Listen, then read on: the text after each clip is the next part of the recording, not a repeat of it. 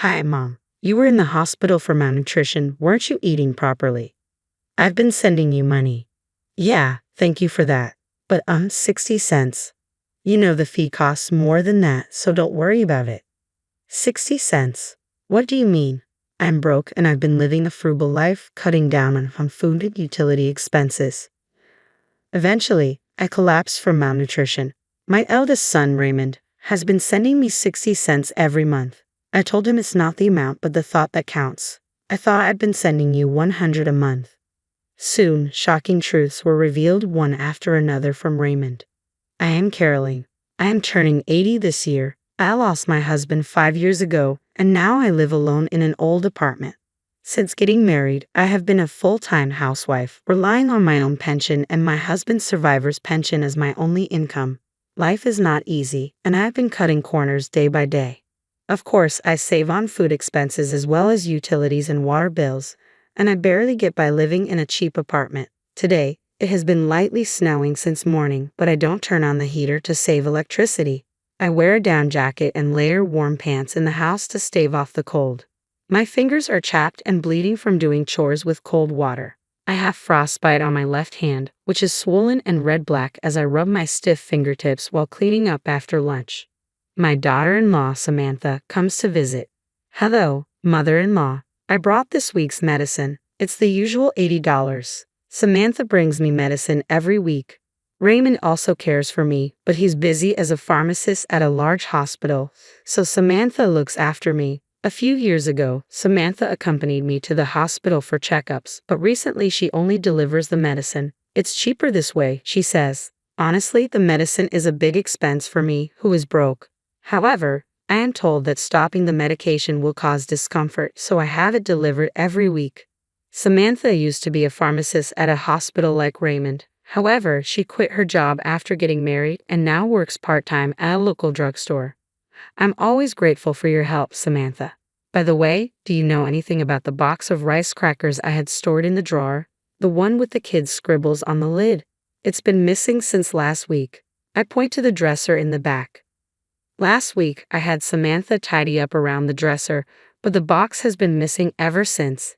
Inside the box, I kept my hard-earned savings, a box of rice crackers. I don't know anything about that. Maybe you put it somewhere and forgot about it. Can you not blame me? Samantha, perhaps hurt by the suspicion, took the money for the medicine and left with an unpleasant look on her face. I can't argue with that.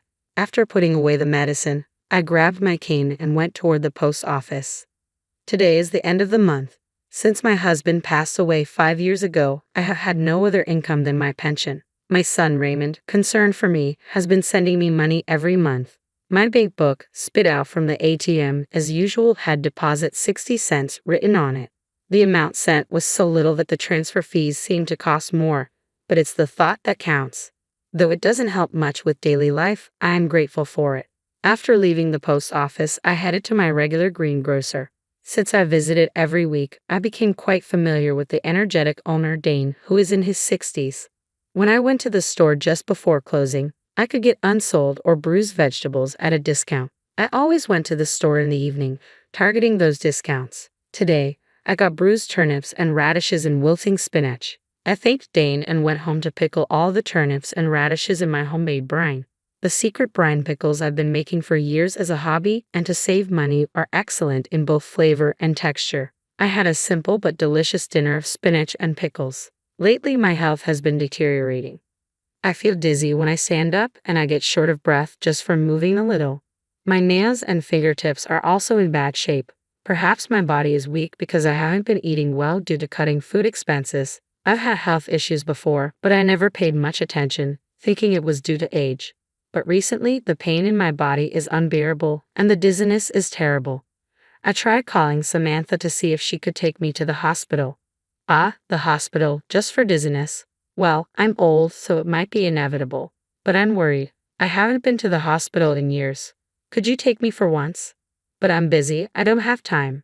Raymond is working non-stop too. I'm sorry, but can we do it another time? It's not that urgent. Samantha refused to accompany me to the hospital. Even the nearest hospital is quite far from my home. Being broke, I can afford not only the medical fees but even the transportation costs. Oh, and please don't contact Raymond. He's in a crucial period at work.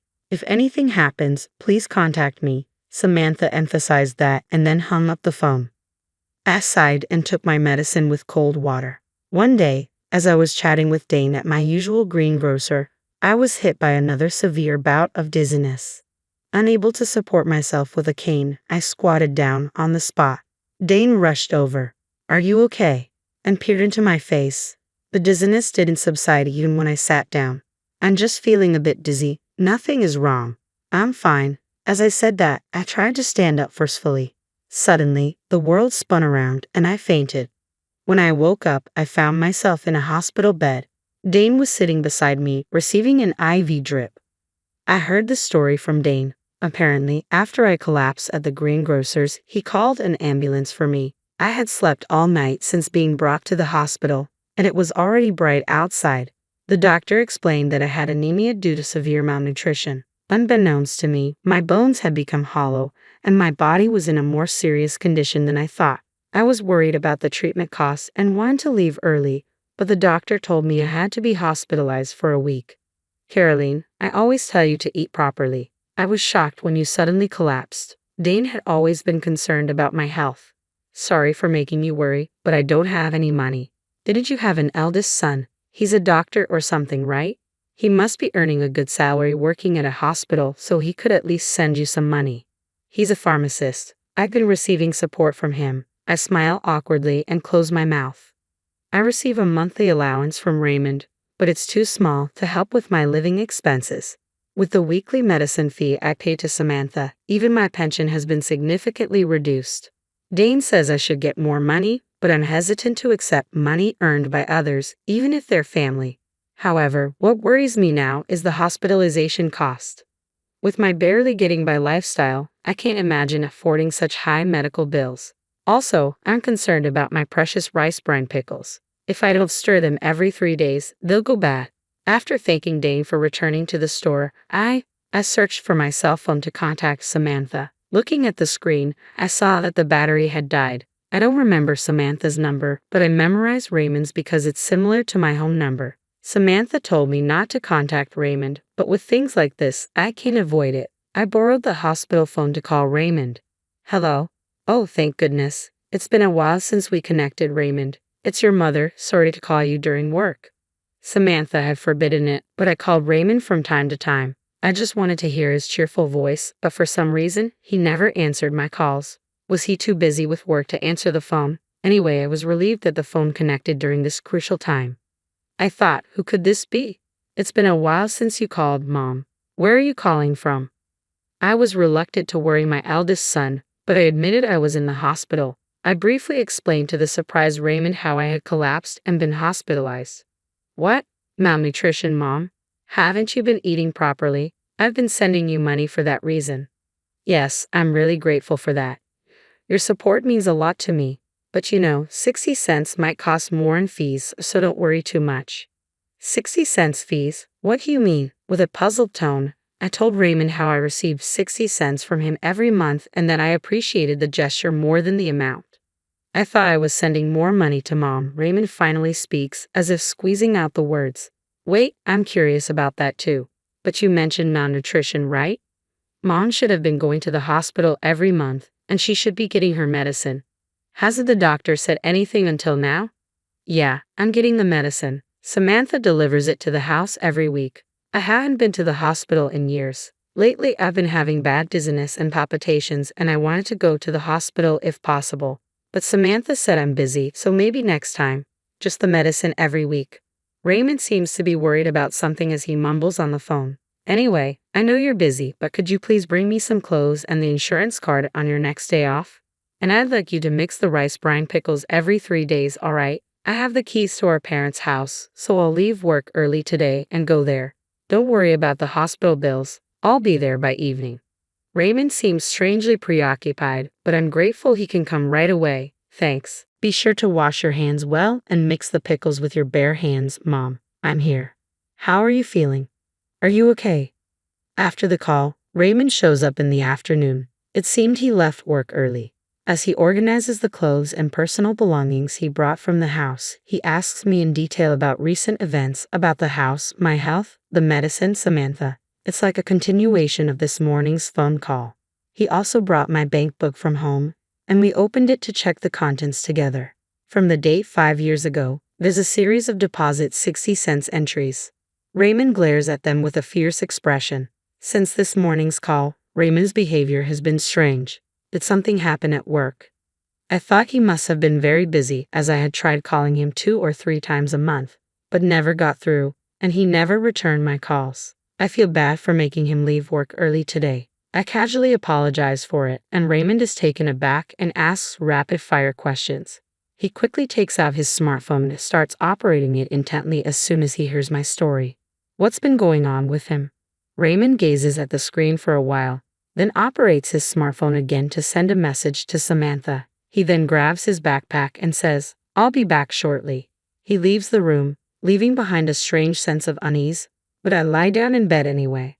That evening, Raymond returns to the room. He puts down his backpack and asks how I'm feeling. After receiving an IV and sleeping in a warm bed for the first time in a while, I feel much better. While snacking on fruit and chatting, Samantha comes into the room. "Oh, mother-in-law, how are you feeling?" "Raymond, you took time off work, huh?" She approaches us with a forced smile and sits in the chair next to Raymond.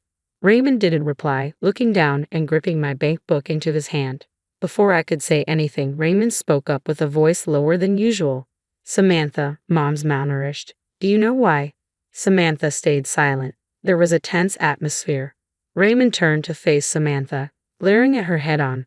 "Mom's been broke for so long, barely able to buy food. It's not just food, she's been cutting back on electricity and gas, living on the edge for years. When I went to her place today, there wasn't even a heater in the dead of winter." "Well, wait, Raymond, we're in a hospital. What happened? It's not Samantha's fault. There's no money." I tried to calm down the yelling eldest son while hiding my frostbitten, swollen, red-black hand. Ignoring me, Raymond continued with an angry tone. "I asked you to send $1,100 to Mom every month, right? But she's only received 60 cents for the last 5 years, Samantha. What's going on?" Saying that, Raymond first my bank book at Samantha. On every page, there was the number 60 cents. I couldn't believe my ears. I don't remember ever receiving $1,100. The money from Raymond was always 60 cents. Samantha, cornered by the furious Raymond, looked away from the bank book and fell silent. "That's not all. I give you $150 every week for Mom's medical expenses and medication, right? You said you were using the leftover money to buy her necessities and groceries, but they were only withered vegetables in her room. The fridge was empty." "Be quiet. I gave her the medicine." "What kind of medicine? Without a doctor's prescription, you decided to prescribe it yourself." "All that was in Mom's house were basic vitamins. You bought some random vitamins at the drugstore where you work, put them in a medicine-like bag, and handed them over, didn't you?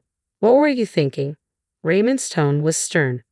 "I had no choice. I needed the money," Samantha yelled back to the furious Raymond. Even though this was a private room, we were still in a hospital. As I was shocked by the contents of the eldest son and his wife's conversation, I felt anxious. "You needed money, so you stole Mom's precious savings from her dresser too." With that, Raymond pulled a crushed box out of his backpack. On the lid was a drawing of my husband and me, drawn by Raymond when he was a child. It was the box of rice crackers I had been searching for the last week. I, too, was so shocked that I gasped. "What? No way." I didn't want to believe it either, but I found it while searching through our trash after you said it disappeared a week ago. "He really did it, didn't you?"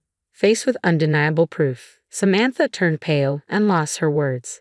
"So what did you do with the $250,000 that was in this box, huh?